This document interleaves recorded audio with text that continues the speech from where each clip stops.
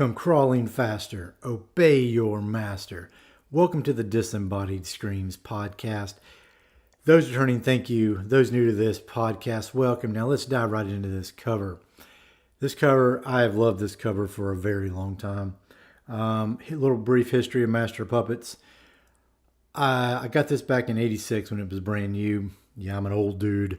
And I remember listening to it. My parents wanted to listen to it a little bit because they were kind of curious. I'm not sure what they thought about "Can I Kill the Family?" "Battery is Found in Me." When they first started, like, what is this guy listening to? But they had no objections, and they let me continue my metal journey from there forward. And they really had no. They were pretty loose parents when it came to music and things like that, and movies and stuff. So they kind of let me grow, which I really do appreciate. But this is where my fandom for metal really started. Was these bands like Metallica and Def Leppard. I mean, back in the day, when Leppard was a lot heavier. But anyways, this cover, I've always loved it. I've always thought it had a creepy vibe to it. I know it's not meant to be a horror vibe, but you've got these white crosses in the all over this thing, all over this cover. They're going off into the distance. You've got this grass underneath it. It's kind of brown and deadish. You got this orange light in the sky. You've got a in between, there's like layers. There's crosses, and it's like orange layer of light. Then these big red, kind of blackish clouds up top, and these puppet hands in the sky, kind of coming down. And there's these red hands, and then the strings are attached to the hands that are on top of the graves. And there's a soldier's helmet there in green, which kind of pops. And of course, this is like more about war than horror.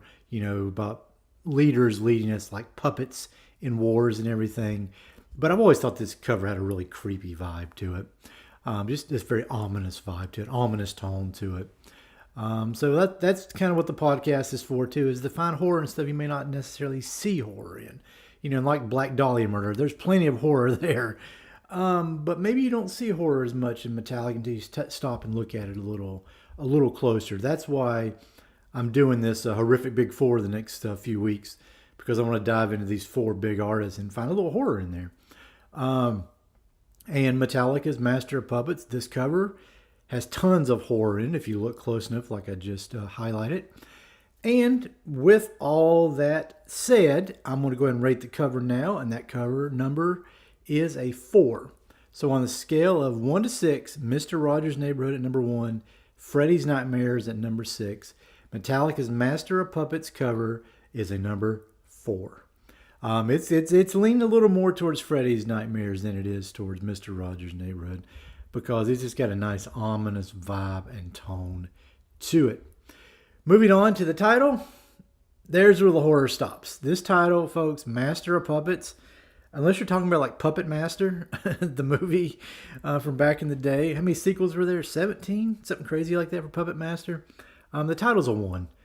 There is no horror at all there. If you heard Master of Puppets, you'd be like, there's no horror there at all. None at all. It evokes no dread. It evokes no fear. So the title's a 1. And the album info is this from Wikipedia. Master of Puppets is the third album by American heavy metal band. Maybe you should say American thrash metal band, Metallica. They're more hard rock in the 90s. Released on March 3rd, 1986 by Elektra Records. Recorded in Copenhagen, Denmark at Sweet Silent Studios with producer Flemming Rasmussen. It is the band's final album to feature bassist Cliff Burton. Rest in peace, Cliff. He died shortly after this. It actually says it right next after this. While touring in support of Master of Puppets, he died on September 27th, 1986, after the band's tour bus was involved in an accident in Dorop, Sweden. So there you go. Kind of double information there, but you get the gist. Master of Puppets peaked at number 29 on the Billboard 200 and received widespread acclaim from critics who praised its music and political lyrics. It is widely regarded to be one of the greatest and most influential metal albums of all time. I cannot disagree with that. And is credited with consolidating the American thrash metal scene. Let's see what it says. Wikipedia had a little skip here. Did I have a little skip here? I had a little skip. Okay. It was certified by the British Okay, no, I'm not going into the it was certified part. I'm going to jump on to this next part. Pull some notes from Wikipedia. I'm a little bit sketchy here. I should have read through this beforehand. Always read through your scripts before you record. Ugh. All right. He goes on to say British phonographic industry. I'm not sure what that means. Again, I should have read through these a little bit better. Oh, let's get to this part. In 2015, Master Puppets became the first metal recording to be selected by the Library of Congress for preservation in the National Recording Registry for being culturally, historically, or aesthetically significant. So that's why I pulled that little blurb there, because it's in the Library of Congress now. That's really cool to know that Master Puppets has risen up and become worthy of Library of Congress status. Woo! My words are all jumbled right there. I hope you guys followed me okay.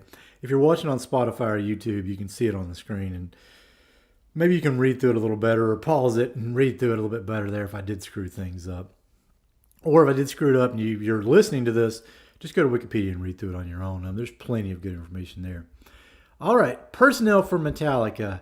James Hetfield, vocals, rhythm guitar, acoustic guitars on Battery, first guitar solo on Master of Puppets, second guitar solo on Orion, Lars Ulrich on drums and percussion, Kirk Hammett on lead guitar, and Cliff Burton on bass and backing vocals. And if you guys get a chance, go watch some Cliff Burton playing some bass on YouTube.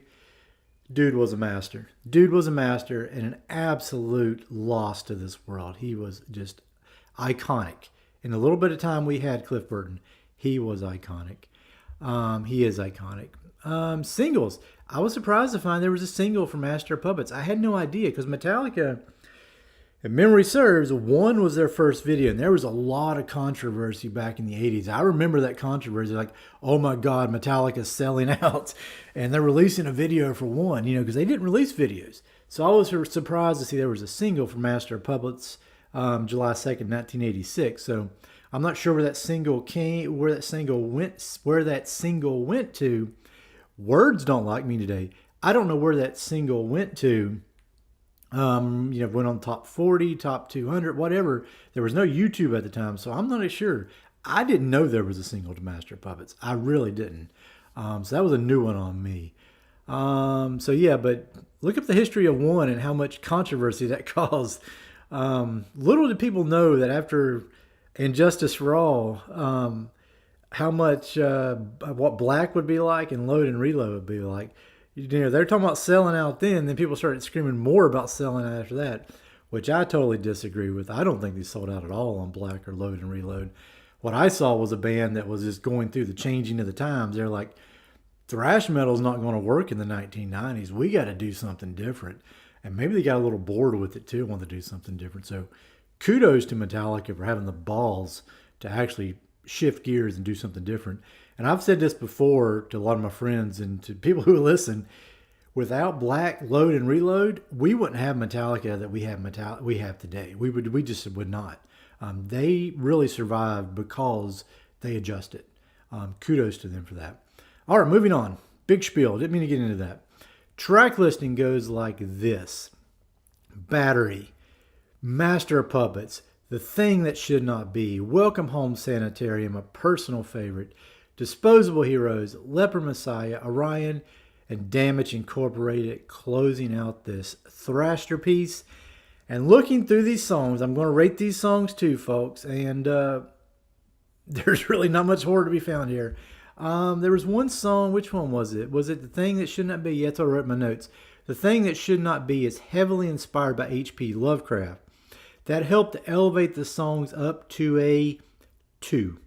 But not much horror among these songs at all. But you give me some H.P. Lovecraft, I'm going to give you an extra point for that. So the songs went up to a 2 just for that one song alone. And I might do a spooky song deep dive on The Thing That Should Not Be eventually. Who knows? Maybe. All right. This is the point in time where I take the cover, the title, the songs, I mix them in a big pot, reach into that boiling gooey mess and pull out a number. And that number for this album, How Horrific Is Master of Puppets by Metallica, it is a 2.4.